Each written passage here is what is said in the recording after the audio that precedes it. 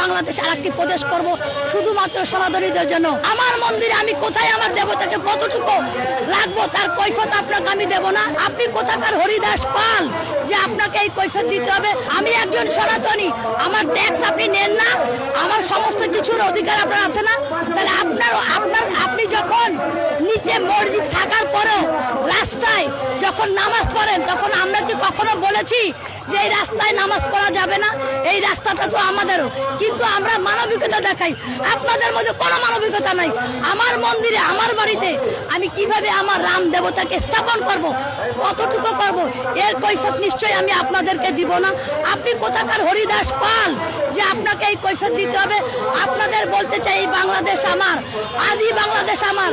আপনারা যদি বেশি বাড়াবাড়ি করেন, আমরা কিন্তু বিভিন্ন মানবতা, বিভিন্ন বিশ্বের দেশ থেকে সাহায্য চেয়ে আমরা বাংলাদেশ আরেকটি প্রদেশ করব শুধুমাত্র সনাতনীদের জন্য।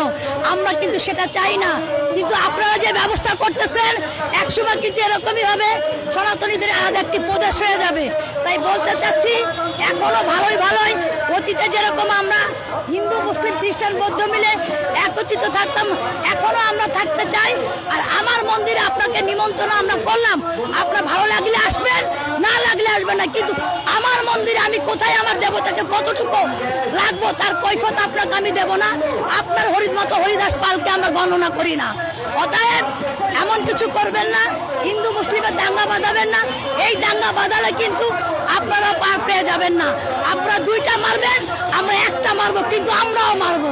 আপনারা মৌলবাদীদের মুখের কথা একরকম, তারা মুখে বলতেছে আমরা সকলে সমান, কিন্তু তারা সবচেয়ে বেশি আমাদের ঘৃণা করতেছে, আমাদের ক্ষতি করতেছে। জামাত ইসলাম কখনো হিন্দুদের বন্ধু হতে পারে না, সম্ভব না। তারা কখনোই মন্দির পাহারা দেয়নি। তাদের মূল উদ্দেশ্য হচ্ছে আমাদের সনাতনী বোনদেরকে ইসলাম ধর্মে গ্রহণ করা। তাদের মূল উদ্দেশ্য হচ্ছে আমাদের সম্প্রদায় টাকা লুট করা। তাদের মূল উদ্দেশ্য হচ্ছে আমাদেরকে ধ্বংস করা। তাদের মূল উদ্দেশ্য হচ্ছে সনাতনী সম্প্রদায় বিলুপ্ত করা। আমি তো নিরাপত্তা পাচ্ছি না, আমার সন্তান কোথায় নিরাপত্তা পাবে? বর্তমান সরকার তো ব্যর্থ সরকার। ইউনূস তো পরিকল্পনা করেই আসছে বাংলাদেশে সনাতনী সম্প্রদায়কে ধ্বংস করবে। আর এখনকার সরকার সেই লেভেলেই তো চলতেছে। রাম মন্দিরে কেন তিনিরা বাধা দিচ্ছে না? পুলিশ আর্মি কেন রাখছে না যে আমি আমার দেবতাকে আমার মতামত করে স্থাপন করব? তারা বাধা দেবে। তারা কোথাকার কোন হনু? তারা নাগরিক, আমরা নাগরিক না? আমরা হিন্দুরা কি ট্যাক্স দিই না? আমরা হিন্দুরা কখনো কোনদিন রাষ্ট্রদ্রোহিতার কাজ করেছি? এইটাই কথাই বলতে চাই, আপনারা সাবধান হয়ে যান।